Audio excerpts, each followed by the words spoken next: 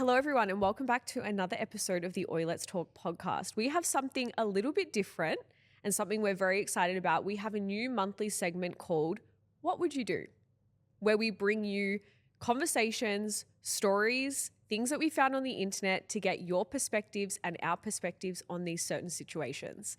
Take it away, Gem. Let's dive straight in. I've been invited to a destination wedding, but I'm saving for a house and I don't think I can afford it. I'm scared to upset the bride and ruin our friendship. What would you do? Okay, I think it has layers and it depends on the level of friendship. So for example, if that was me and I was having a wedding and I invited you and you said that you weren't going, I would be so cut. I would cancel the wedding.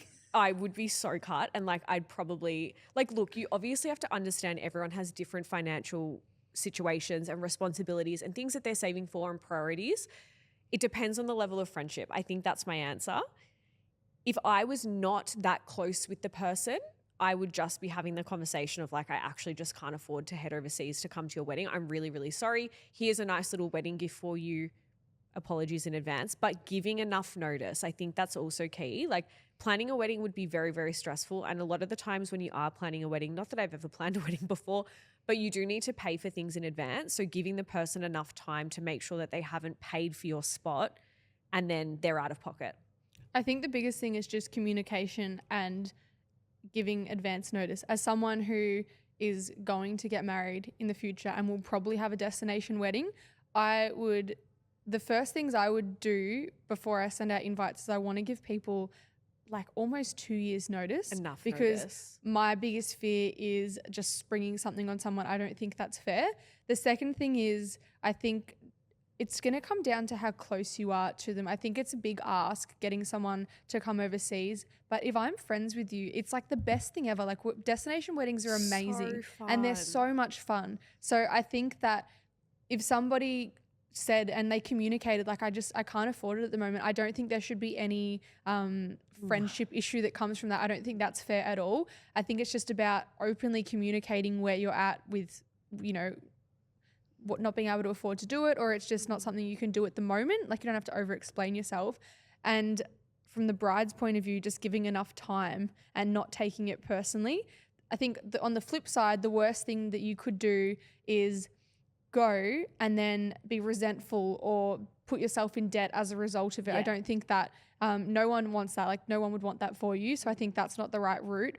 Or commit and then realize really close that you can't go and then have issues with pulling out. So the best things that I would do would be give from the perspective of the guest, give lots of notice, openly communicate where you're at, speak to the bride, see how where they're at, and as the bride, bearing in mind that it's a lot to ask for someone in terms of traveling, and lots of people would love to do it, but not everyone potentially can, and giving them notice. And I think for the bride as well is don't expect that everybody's going to be able to go. I think that is probably the risk that you run when you do plan a destination wedding. It's cool, you might invite 100 people, but only 60 to 80 might actually attend because it is a destination wedding, and you have to be okay with that as the bride. I think people know that, but I think having that knowledge going in is going to stop you from being disappointed, because it makes sense if you take that lens view out. It's not realistic everyone will be able to go, but you'll set yourself up for failure if you feel 10 out of 10 will be able to go, because that's probably not the case. But if I ever have a destination wedding and Gemma, you decide that you're not going to come, I'm not saying I'd hold a grudge, but Kate and I are having a small disagreement because I have dropped to her that there is a chance that I will elope, and she's told me no fucking way. There's no chance. I was literally talking to Ben about this. Yes, your fiance, Ben. Okay. I was like, what are you guys going to do? When are you getting married? I need a cough, sorry. My sickness. I was like, what are you guys going to do when you're getting married? And he was like, oh, I'd love to elope. I was like, no. And then he was like, but Gemma wants to do a destination wedding. And I was like, yes. Yeah. So you're not eloping. That's so silly. That's silly, silly business. This is a short one, but I recently got a dog about 6 months ago. He is a Doberman, and as you can imagine, pretty stubborn to train, but incredibly smart. We have had our fair share of chewed remotes, couches, and him getting the zoomies, so much so that he has broken my dining room table when all my family, I'm talking uncles, aunties, cousins, the whole bloodline, was over in the middle of eating Christmas lunch. Now, I know you think that this is bad, but I was absolutely mortified when this happened to me, and I don't think I'll ever recover. My dog trainer had told me that he needs to get used to the outside world, going on adventures to destinations to desensitize him to noise, cars, other dogs, etc. So I thought, okay, amazing. I'll take him out on his first adventure to my local cafe. And this is where things went a little bit south. He decided to attack a bird. It's not funny. I don't know why I'm laughing. And kill it in front of 30 plus people. The worst part was we were sitting at a vegan cafe. I literally wanted to die. What would you do? I mean, that's just a shit situation, isn't it? What do? You leave? Apologize? I would be so embarrassed. I would have secondhand embarrassment. I would want to literally bury myself under the table and die with that bird on that day. Pack up your bags. That is mortifying. Imagine going to a vegan restaurant. I'm assuming the person that wrote that would be vegan, probably going to a vegan restaurant, watching your dog kill a bird in front of mortified vegan eaters at a vegan restaurant. I feel like despite even that, it's just like a shit situation because it's like a train wreck. Like you don't want to look at it, but you don't want to look away. I would just leave.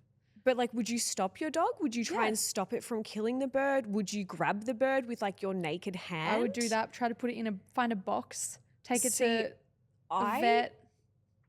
So you would try and stop it, put it in a box, take it to the vet. 100%. So I have a confession. What? My biggest fear in life. You gonna say birds? No. Okay, thank God. My oh my God. My biggest fear in life is dead animals In what context? Like, what are they doing to and you? taxidermy. Okay. To the point, don't tell me I have that. a funny taxidermy story that I've just been triggered by. To the point where I once went to the Melbourne Museum where they used to have that taxidermy room. I don't know if it's still there. If it is still there, they should petition to shut that place down. I was standing inside this taxidermy room in high school and I literally started seeing stars. Like when I say they are my biggest fear, dead animals and taxidermy, I get a full body reaction. Like, bitch is going to hit the floor. So the thought of my dog, aka this Doberman, attacking a bird and me having to grab its dead, lifeless carcass out of its mouth, I reckon I would actually just faint. Like I would be useless in that situation because if it no. No. So what I would do is I'd pass out. I think if that's all you can do, that's all you can do. I've just uncovered a new layer of something that you're fearful of. Like terrified. Like this also stems to a time where, I mean, trigger warning if talking about dead animals is a thing for you, maybe don't listen to the rest of this episode. But this also triggers a memory in my brain when I was a little kid. I was riding my bike up like the main road that my parents used to live off.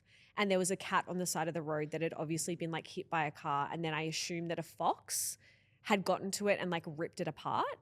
And like that, I saw it, nearly rode over it on my bike. And I've been traumatized from dead animals ever since that moment when I was like 8 years old. So this is some deep-rooted trauma and fears. Anyways, that's my story. That's terrifying, and I think that's fair. I'm moving right along. All right. I am 35, childless by choice, and despite always supporting my friends' baby milestones, baby showers, birthdays, etc., I don't feel the same support is shown towards my career or life milestones like buying a house or getting a promotion. I know that this is different, but I just wish they would get around these things that are important to me in my life the same way I feel like I'm getting around theirs. What would you do? Again, there's layers to this. I think it's important in any friendship, regardless of children being involved, regardless of anything, that equal effort is put in on both sides. So I think if you're constantly in a friendship, again, regardless of children or not, if you're in a friendship where you are potentially celebrating the other person heavily, wholeheartedly, very excited for all their wins, whether that is, having a baby, buying a house, business, milestones, getting engaged, whatever it is, but you see that that person is not necessarily reciprocating the same kind of enjoyment, enthusiasm, celebration that you are giving them, it's probably a clear indication that maybe you're not as aligned in the friendship as you should or as you could be, and you maybe need to have a conversation with them.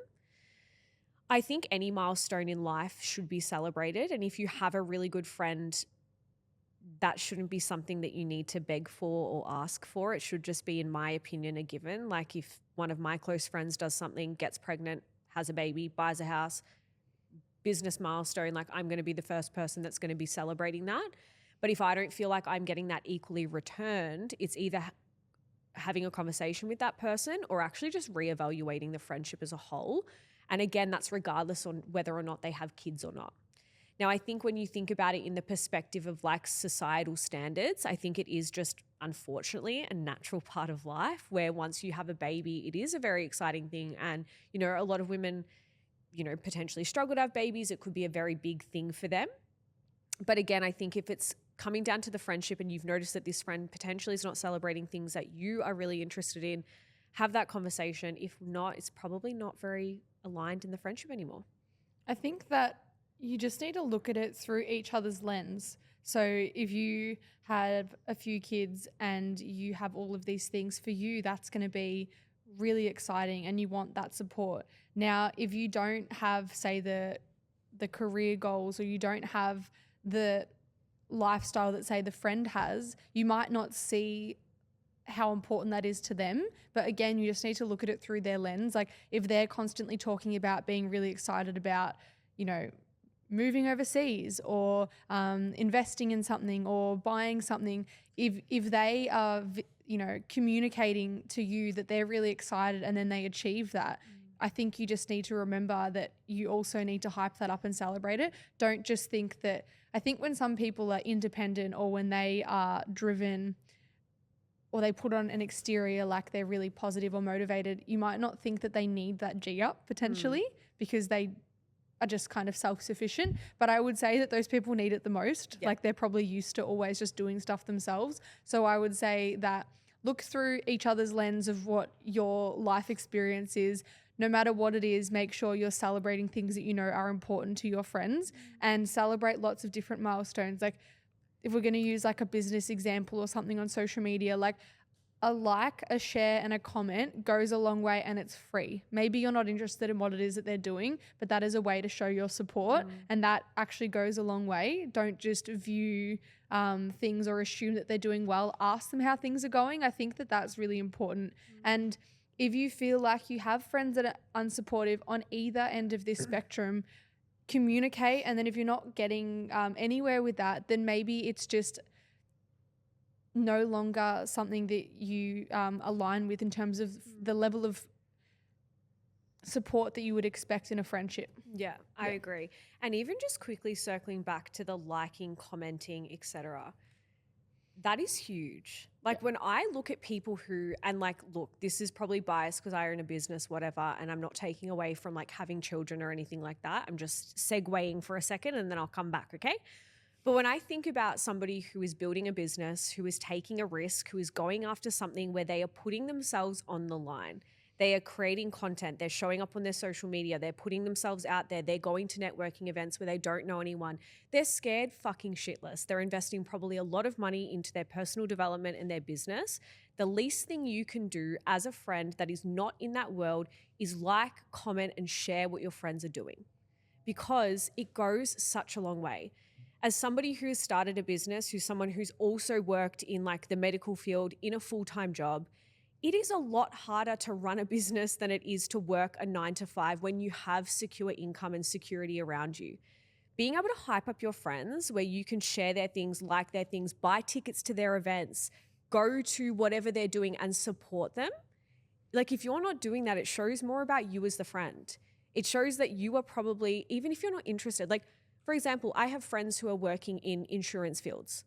I am the first person when they get a fucking promotion to be like, oh my God, I'm so proud of you. Let's go for dinner and celebrate. Yeah. I know nothing about insurance. Yeah. And I probably will never work in insurance, but that doesn't take away the fact that they've done something fucking incredible in their lives. And if it's a big deal to them, it's a big deal to you. Absolutely. At the end of the day, you just G up your friends no matter what because you know that that is part of being a good friend. Yeah, absolutely. It doesn't have to be exactly what you're doing. It can be completely different. And in my opinion, if you're seeing your friends that are owning businesses and posting across social media, it takes a lot more effort for you to turn a blind eye than it does for you to click and double click that screen. Yeah. Mic drop. Me, very passionate about that. I female, 27, have recently joined a gym after searching for a long time. I am recovering from an eating disorder and severe body dysmorphia, so it took me a very long time to find a gym where I actually felt comfortable. This particular chain of gyms happens to have a quote-unquote no filming rule, but it's loosely enforced. I am very, very, very self-conscious and have not taken a photo of myself in years and feel particularly vulnerable when I'm working out.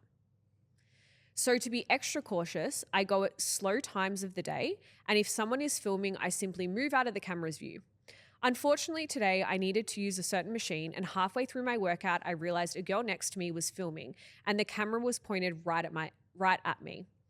I waited until she was finished and then asked if she wouldn't mind deleting the video because I didn't want to be in it. She told me, "Oh, but you look so good," starting that again.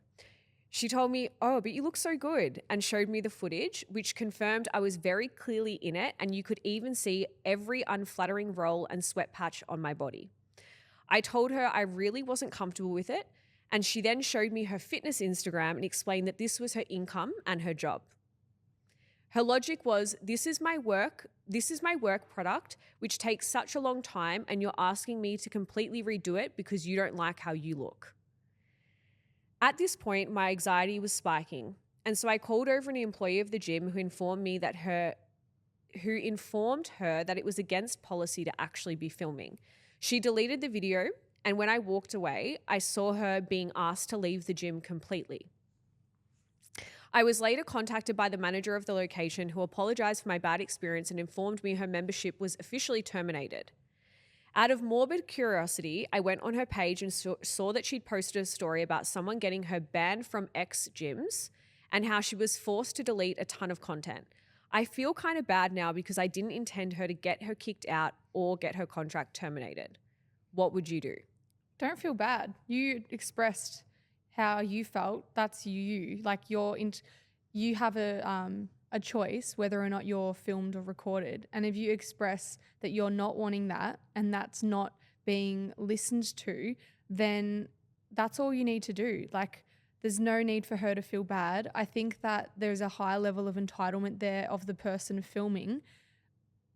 It's tricky when you're in a busy gym because you need to be mindful. Like, you want to get great content. That content's important, but you are also in a shared space. It's not your gym. Unless you have your own private gym, you can't act like that. And you always need to ask people around, are they happy to be filmed? And if someone expresses no, then you need to respect that. Otherwise, I don't think you should be filming in the gym at all. So for the person, I would say, don't feel bad. It's honestly just a result of the person not respecting your wishes. Absolutely, I agree. If you're in a public space and you're not even really meant to be filming, as she said at the start of that, like filming in the gym that she goes to is not allowed, but it's loosely enforced. So you know walking in there that you're not meant to be doing that, regardless whether it's your quote unquote job or it's your quote unquote income. If that's something that you're relying on, getting really high quality footage and content for your work, you need to put in the money and hire a private space to get that high quality content and footage. And I don't think it's fair, especially when people are potentially going to a gym where they are feeling anxious. Maybe they don't love what they see in the mirror. Maybe they do have body dysmorphia, or maybe they particularly on that day just feel like they look and feel like shit. It's like, that is such an invasion, in my opinion, of privacy. And I wouldn't feel bad. You also don't need to explain yourself. It doesn't have to be because you don't like how you look. It doesn't have to be because you're not comfortable. It doesn't actually matter. All that matters is that you've voiced that you don't want to be filmed. The end. Period. Don't need to over-explain yourself. Yeah, agree.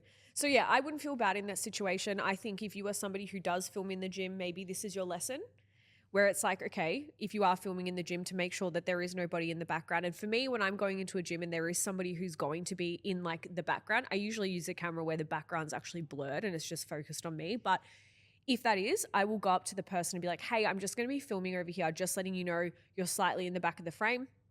Do you want me to move, or is it okay? If they say green light, all good, I don't worry, I'll continue filming. If they say, oh, actually, I don't want to be in the frame, no worries, all good. This actually kind of triggers in a larger conversation of something that I personally have a just irritates me a bit in the fitness kind of space Yeah. is the whole, we've already spoken about like the entitlement in this story, but even just filming and then say you accidentally walk in frame and then like the creator has like an eye roll or like just annoyed that someone's kind of ruined their content. It really goes back to the fact that you are in a public space, you do not own that space, and most of the time we're all trying to use those key pieces of equipment, the leg press, the lat pull down, the seated row. Like there's minimal pieces of those equipment, and if you're using it to film content, there's a high chance someone's going to be walking nearby. So I really think that if you're a fitness coach who feels kind of annoyed about someone being in frame or Do better. just any of that, just do better. It's a shared space, and part of your job is to be empathetic and to have people skills and to communicate well. The best thing that you can do is ask someone, be, friendly, welcoming. That's going to have a much better impression on people around you at the gym, but it's also going to be a better experience for you because it's not going to be, you in a space potentially making people feel uncomfortable, which is the last thing on earth I'd want to do. I would never want to be the reason for someone not returning to the gym. Whether that's me signing a new client and then giving them absolute fuck shit to do that completely ruins their mental health, their nutrition and everything, or me filming in the gym and making somebody else feel uncomfortable.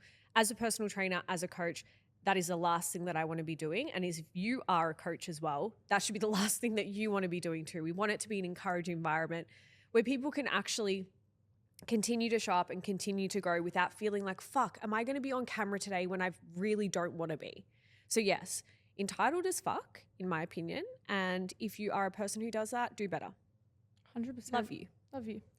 I was going to do the dating one, but I don't really think it's a what would you do, because it's kind of just a statement that you think she's cracked the dating thing. So I'm going to do the female friendship one. Okay. Yeah.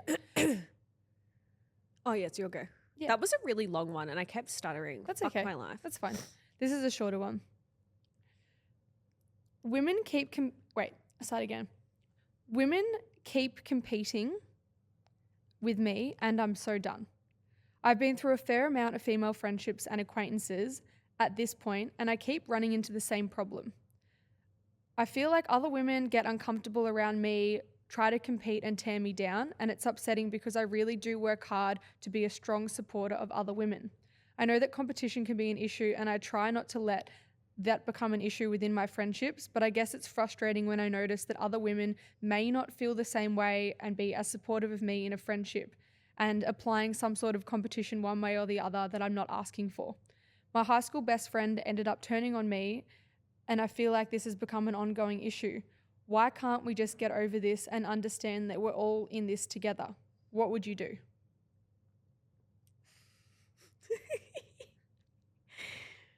Do you want my honest opinion? Yeah. I actually think it's that friend that's writing in's problem. Talk to me. So I actually don't think that it's all of these friends that she's turning through, because it sounds like she's the common denominator. And look, I could be completely wrong, but usually when people have issues like that, where it's like, I keep losing all my close female friends, or I can't make friends, or I can't sustain long-term friendships, it's usually because you are blind to something that you are doing consciously or subconsciously. So this could look like talking shit about all your other friends, then your friends start to pick up on it and that's why they stop being friends with you. But you can't actually see that that's a pattern that you continually do in your female friendships. Yep. The competition part could actually be, are your friends seeing you as competition, or are you seeing your friends as competition where you're actually subconsciously pushing them all away or doing really weird, wacky shit behind the scenes? Are you competing with your female friends or are they competing with you? And that's what I would actually ask, to have a little bit of self-reflection in that.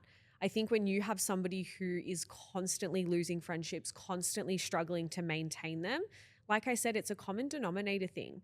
Like if all of the people that come into your life and then leave your life for the same reason and you feel like it's competition, I would look at like, is it? Or is it actually something a little bit deeper and a pattern that you're not willing to break or you can't see that you have? I think that's a good take on things as well, because maybe it's not, but there's a high chance that it is, because I think that reflecting on the long-term relationships you have in your life, or if you have a lack of that, I would think, what are those kind of reoccurring themes? Like what have people said to you, because there could be things that no one wants to be in the wrong.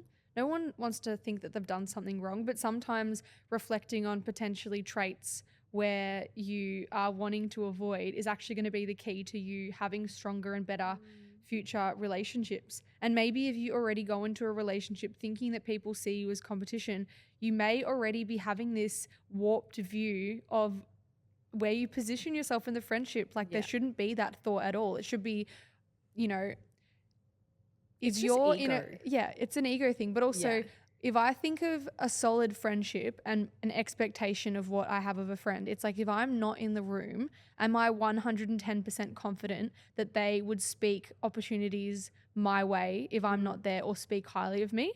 And I know without thinking more than a second that it's yes to all of my close friends. And if you don't think that way about your friends, then why is that? Like, why do you think that they wouldn't? And would you do that of them? Because if not, then that's another area to self-reflect and be like, why wouldn't you? Are you worried about there being a lack of opportunity? Because it's just an ego thing, right? It's like to soothe your own ego. If you're the type of person that you're saying that all of your friends, I feel wildly passionate about this topic actually. If you're, of course, I just get wildly passionate about fucking everything, don't I?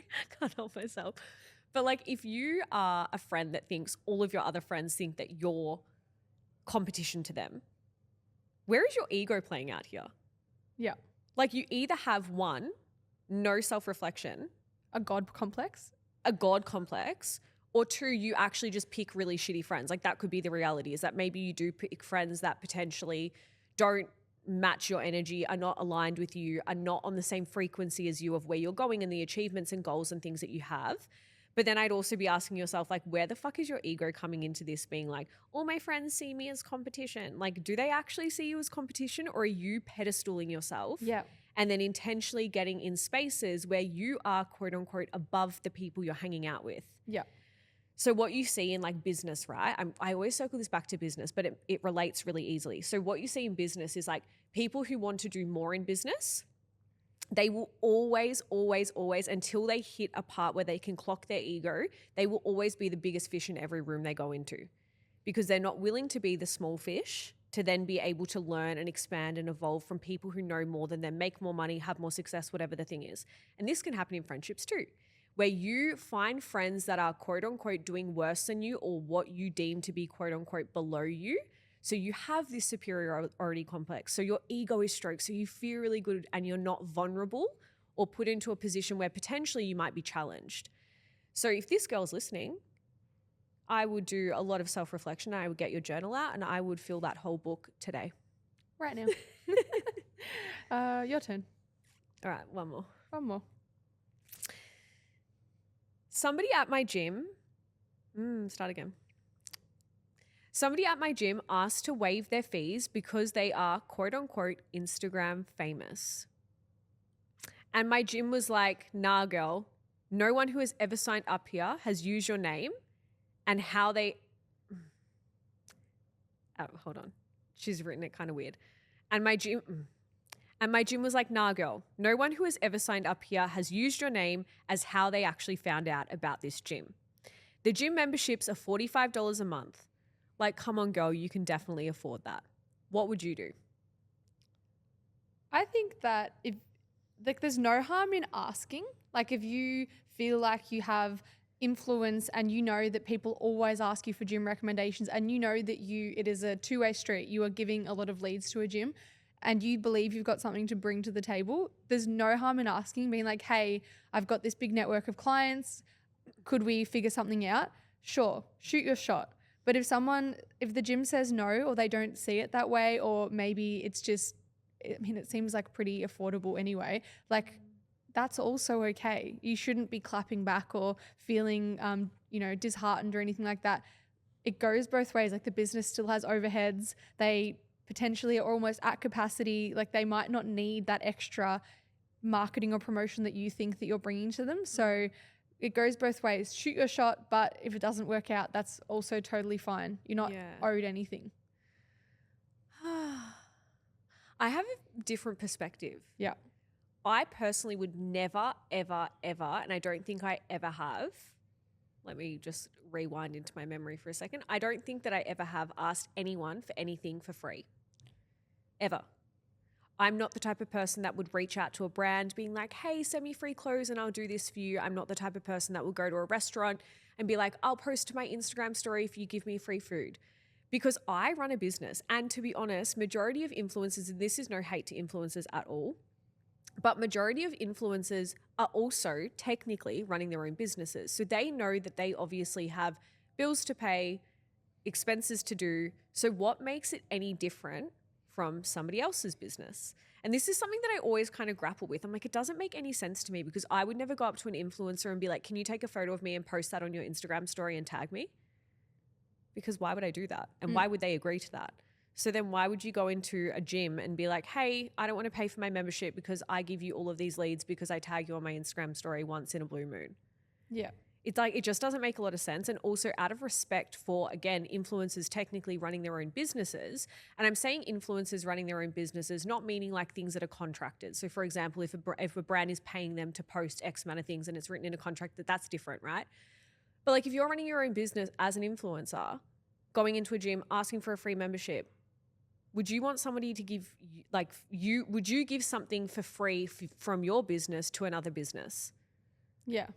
I don't know. What are you getting out of that, and what is the gym getting out of that? Unless they're guaranteed people to actually sign up and they're going to make their $45 back. Unless there's like some sort of marketing material that's being switched over, like you're actively doing marketing for them. Different story. It's a different story. But I think it's like, how many things do you hear about like influencers going into, or even just people with social media followings, right? They don't even need to be quote unquote influencers, but like going into restaurants and being like, hey, can I have a table and like not pay for a meal? And I'll just post it on Instagram. It's like, and then businesses clap back at that and they get hate, being like, why would you say no? Like, that's so rude. It's like, these businesses have bills to pay, man. Like, you posting one photo on your story, I don't think is going to cover their wages probably for even a week, or their overheads for even a week. Also, if a business wants there to be some sort of outreach program, you'll know about it. They'll do it. And that's fine. Boxes. They'll be there. They'll be DMing you. But if you ask and they say no, that's also totally fine. I also feel like for service-based businesses like a gym that I go to all the time or something like that, I want to have a good relationship with the people in those places. And I don't want to feel like you're kind of working in that situation. You know what I mean? Like, you've kind of got this obligation, which you might not necessarily want to have every single time you go to the place that you exercise. So it kind of goes in that sense. That's not something I would want to do. Yeah, it's just like, I don't know, it gives me a bit of entitled energy, if I can say that. Yeah, I think it is entitled. If you ask for something for free, they say no, and then you have an issue. Like, I don't think that's the hot take. Again, like shooting your shot. Yeah, like whatever. Obviously, you can try it. It's just not in my values and morals personally. Yeah. And that's my story. And that wraps up today's episode. We would love to hear some feedback on this monthly segment that we're bringing out. What would you do? Let us know across Instagram and TikTok. DM us if you like today's episode. And don't forget, before you scurry away, to rate this podcast 5 stars, share it with your best friend, tag us across your social media, follow us on TikTok, YouTube, Instagram, all the things. And we love you so much. Goodbye. Bye.